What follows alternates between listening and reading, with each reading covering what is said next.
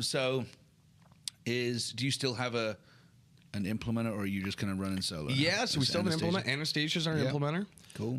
So yeah, we're running quarterlies. Just had our quarterly, a few weeks ago. This will be our 4th year running on EOS. Okay. Yep. And yeah, and with EOS, the goal is normally to graduate, right, and move on. But she provides so much value to us, and she's more of like a consultant implementer.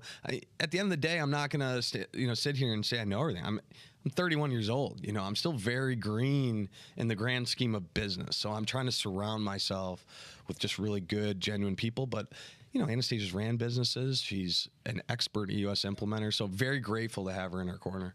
Who's somebody you look up to in business? I mean, obviously Anastasia, but is there business leaders out there that you kind of think, oh man, I'd love to be in a room with that person? Yeah, it's very interesting you asked this. When my wife was driving me to the airport as I was coming to the conference, and the guy that came up was Elon Musk. Yeah.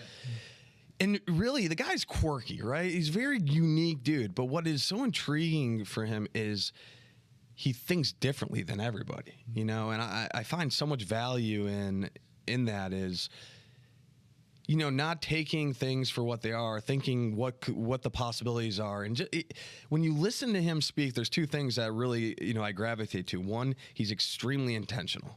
Yeah. If you ever hear any of his talks, he pauses. Every single word he speaks is very intentional. Yeah. That's not me. I'm just, I'm all over the place. So I like to try to learn from that, plus just innovation.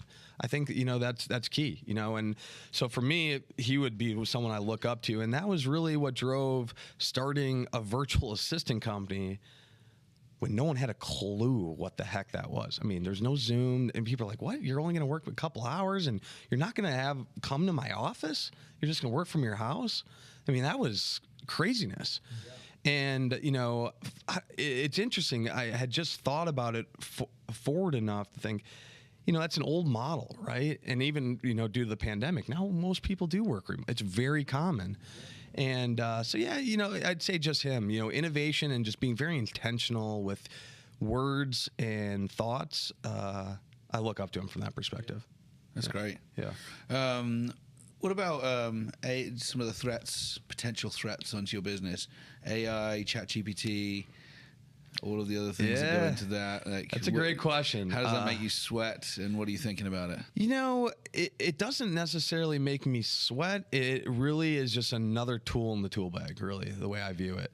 So, at Efficienate, we're trying to stay ahead of those times as well. So we're learning ChatGPT. It's a great tool, You can't fight these innovations. It's going to happen. It's how you can leverage them to provide a better service. So for us, it's, our assistance is learning ChatGPT to enable them to be more effective and efficient. I'll be very frank. Most of our clients are not tech savvy, and they're visionaries. Mm-hmm. They're not going to sit in front of ChatGPT. They want to just say, Kyle, tell me what I need to know, whether I'm grabbing it from ChatGPT or from my experience or from my team. But certainly AI is absolutely, I wouldn't view it as a threat, more of an opportunity for us to work more efficiently. At the end of the day, people are still going to need people to manage, manage that, right? The follow through, the accountability. Yeah. And, but it's very intriguing, with what's going on. And just in general, automations, platforms, processes, new technology that's coming out. It's something we're trying to learn, and that just allows us to provide a better product. Would it surprise you if I said, and this is a made-up stat, but if I said 75% of administrative assistant work will be automated in the next 5 to 7 years?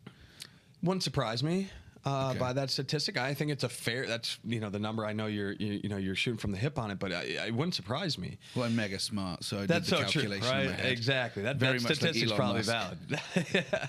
valid. What's interesting is the service that you provide on day one of forming a company may not be the service you're providing on day 1,000, right? You have to evolve. So with us, with Efficienate, again, we're not only providing virtual assistants, but keep in mind, the stigma around that is I have an assistant means they're doing only admin work. That's not true, right? There's other things outside of administrative work that we can do. We do social media. We can do graphic design. We'll do copywriting. We'll do newsletters. So there's more than just your average, hey, I'm going to check your emails and schedule your appointments. So we're trying to evolve and up-level that as well. Plus, clients will hire us not only to do the administrative work or the marketing work. You have a thought partner. We're working with implementers. That's a one-man show. So who are they going to call? I got this shower thought. Hey, Kyle, I just want to run this by before I, announce it. So it's more than just admin service. It's accountability partner. We work with visionaries, low follow-throughs. All right, they need someone poke, having a thought partner. So the statistic would not surprise me, but that's what we anticipate that, and that's why we're trying to provide a higher level of service outside of just the admin, and be a partner with you, really, truly. Yeah, that's cool.